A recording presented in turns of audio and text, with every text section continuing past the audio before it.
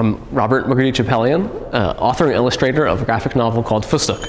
Fustuk is about an Armenian family in the medieval Persian Empire, or a fantasy version of the medieval Persian Empire, that make a deal with this magic div to heal their sick mom if they can cook it a dish as good as their father's, who is this legendary chef. When I first was making Fustuk, it was more of a sort of bespoke fantasy world, but as I wanted to represent both Armenian and Persian culture more accurately, it became more and more of a historical fiction. So I did a lot of research on this sort of period of Armenian and Persian art as well as history to represent in the book. Because it's a graphic novel, it's a visual medium, I thought it was a perfect place to reference a lot of the amazing Armenian and Persian visual language. Things like illuminated manuscript I reference, not just in the world of the book, but also a layer above that in the way that I use paneling and stuff, because it's a comic.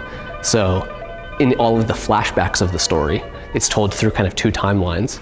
I use these either illuminated manuscript, khachkar, sort of tavli boards, backgammon boards, and various other sort of visual elements to become the paneling of the story, to pay kind of homage to this world of art and architecture and carving and things like that. I also referenced, obviously, in the world of the book, there's magic, jadoo, and there are sort of enchanted artifacts. When I was a kid, I always thought the look of these sort of brass cookware and other artifacts had a magical look. A lot of these brass urns and things with legs always looked like creatures to me. So I've created a world where that is magic. The div itself, Oz, has an appearance of a sort of brass thing in my grandparents' house. I don't even remember what it was, that looked to me like a creature.